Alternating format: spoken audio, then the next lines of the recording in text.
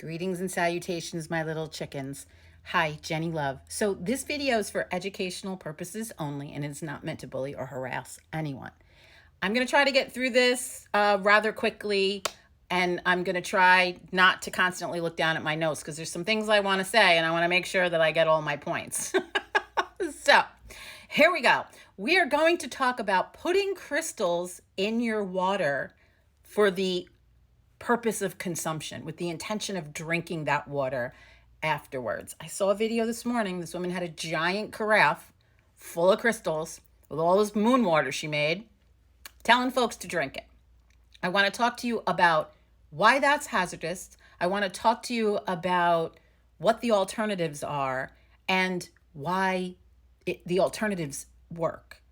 So if you're not an expert, I am not an expert. I used to have a metaphysical shop in New York. My business partner was a miner, and I don't mean that she was underage. She literally mined crystals out of the ground. And so, again, not an expert. However, I have a little bit of knowledge in this area. Some crystals are toxic. There. I've said enough about that. Some crystals are toxic, and you shouldn't put them in your water, and you shouldn't drink it. Okay? Some crystals are not water soluble. People spend a lot of money on their crystals, and they just simply shouldn't be placed in, some of them shouldn't be placed in water. And some crystals are fakes. The industry is plagued with fakeries and imposters. They're synthetic. They're dyed. They're not what they say they are.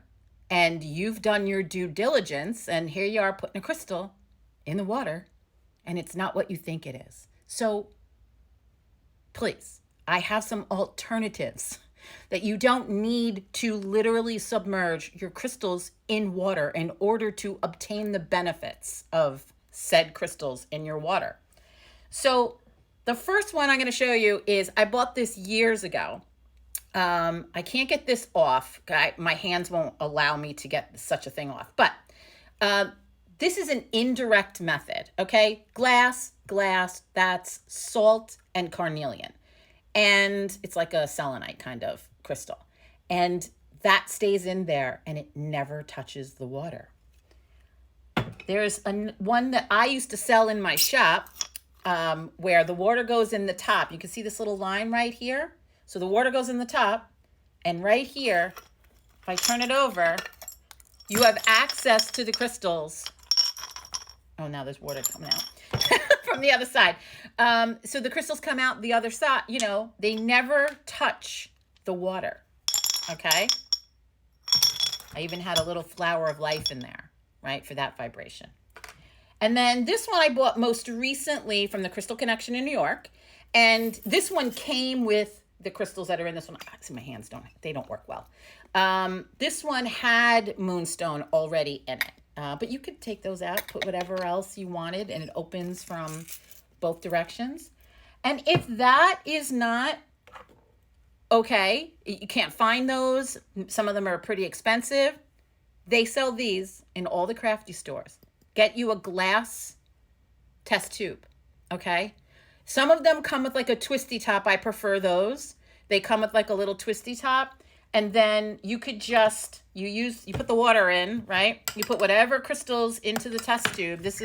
I used to use this all the time. And then you fill your mason jar, whatever, and then you put this in there, okay? Glass must be glass. And then ultimately, if you have a glass and you just place your crystal next to it, same concept. Why does this work? Because water remembers, and the vibrations of one thing will pick up on the vibration of the other. This is true. I'm a sound therapist, so I have lots of singing bowls and have studied the effects of sound on the body.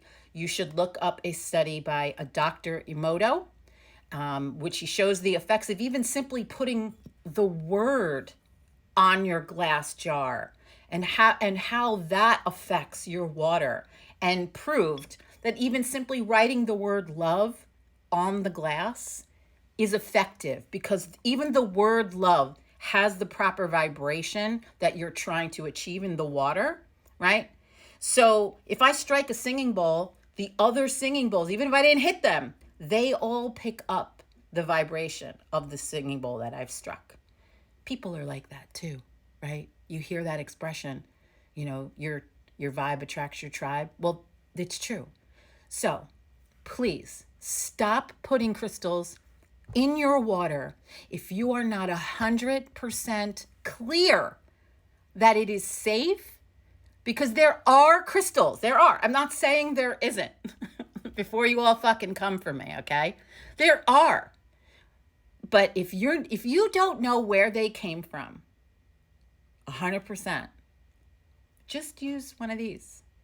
You can have several of these. I used to have several. I had one with just rose quartz. I had one with just black tourmaline. You can make a little spell in here with an intention for maybe prosperity or love or whatever. And you have that little spell intention. You could use that in your oils. You can use that in all of your workings. It doesn't need to be completely submerged in there. And, and then you won't ruin your crystals. I hope this helps. Again, this is for educational purposes only. It's not meant to, be this person wagging their fingers. I just saw it this morning and thought, are we still doing this? We should not still be doing. It's not necessary. All right, my little chickens. Thanks for coming to my TED Talk. You guys go get your witch on. Bye.